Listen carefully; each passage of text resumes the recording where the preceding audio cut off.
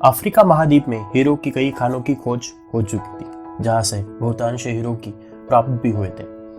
वहां पे एक गांव में, छोटे से गांव में एक किसान रहता।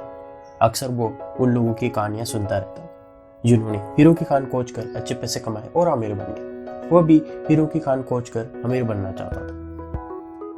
एक दिन अमीर बनने के सपने को साकार करने के लिए वो अपना खेत बेचकर हीरो की खानों की खोज में निकल पड़ा। अफ्रीका में लगभग सभी स्थानों को छान मारा, लेकिन हीरो की खान कहीं पे भी उसको नहीं मिली।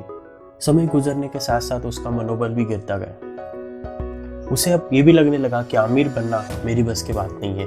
वो इतना हताश हो गया था कि उसको जीने की तमन्ना ही अब बची नहीं थी, और उसने एक दिन निश्चय लिया कि मैं इस नदी में कूदकर जान दे दूंगा, और उसने जान दे दी।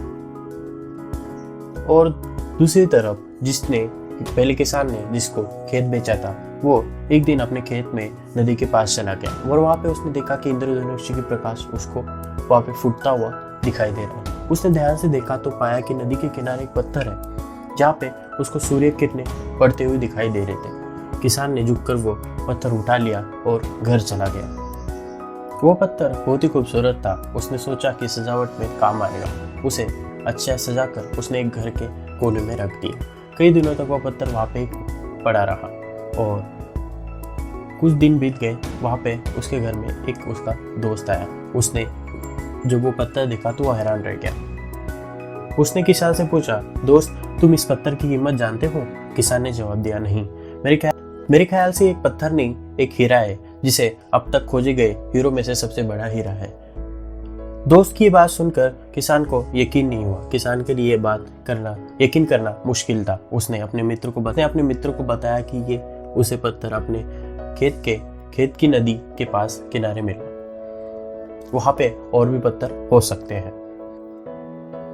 दोनों खेत पहुंचे और वहां से कुछ पत्थर उठाए। फिर उन्होंने जांच के लिए उसे भेज दिया। जब वहां से रिपोर्ट आई तो किसान के मित्र की बात सच निकली। वो पत्थर नहीं बल्कि एक हीरे थे।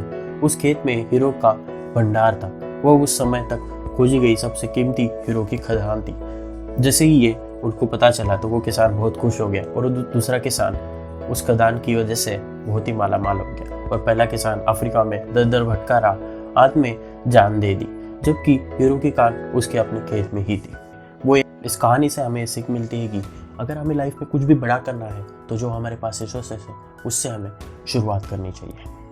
Thank you so much.